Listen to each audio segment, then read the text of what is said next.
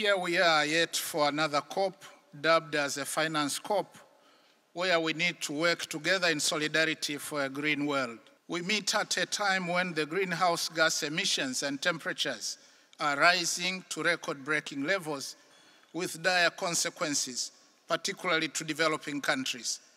Climate change is not a distant concern, but a current reality. The last few weeks have seen catastrophic flooding in Spain, devastating fires in the Amazon, and torrential rains displacing millions in South Asia. My country has also not been spared by such catastrophic events, and they are costing us 2 to 3% of our GDP lost annually.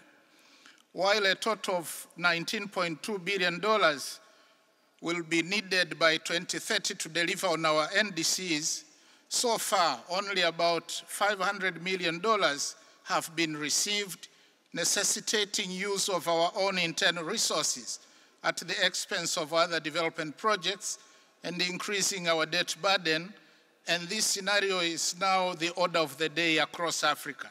And this is obviously inappropriate and unethical for adaptation, loss damage, and for Africa that never caused this problem.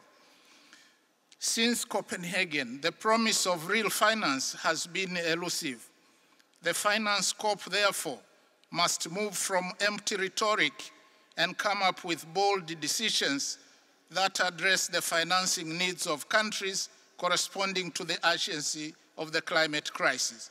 We look forward to a fit-for-purpose new collective quantified goal to replace the $100 billion goal agreed in 2009.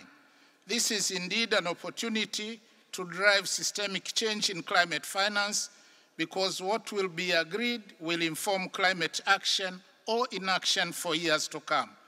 Climate finance is about responsibility and justice as agreed, and therefore COP29 must also maintain the momentum on loss and damage so that the fund does not become an empty shell, negating the gains made last year at COP28 in Dubai. Excellencies, Tanzania remains committed to contribute to global efforts to combat climate change.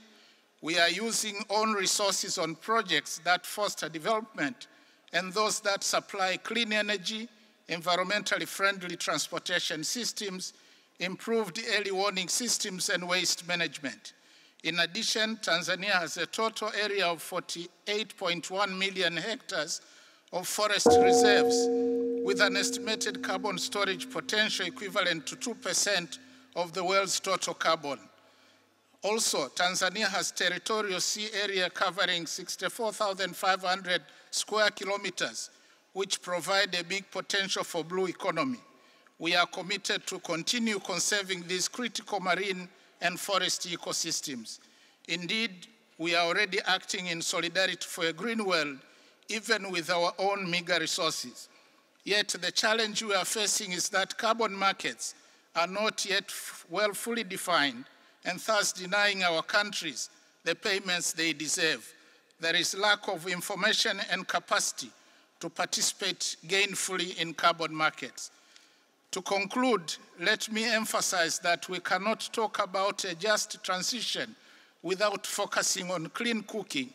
That matters greatly to the majority of Africans.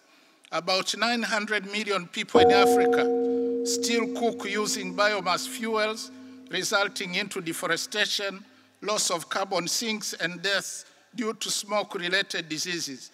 For this reason, my president, Dr. Samia Suluhu Hassan, decided to champion clean cooking on the African continent, and we call on COP29 to take up clean cooking as one of the priority areas under a just transition and mitigation finance discussions. As a show of leadership, Tanzania is implementing the clean cooking strategy to ensure the availability of clean, safe, and affordable cooking energy to about 80% of households by 2034, and has launched a Pan-African Women Clean Cooking Support Program that requires financial support of about $4 billion annually by 2030 to transform the continent with clean cooking solutions.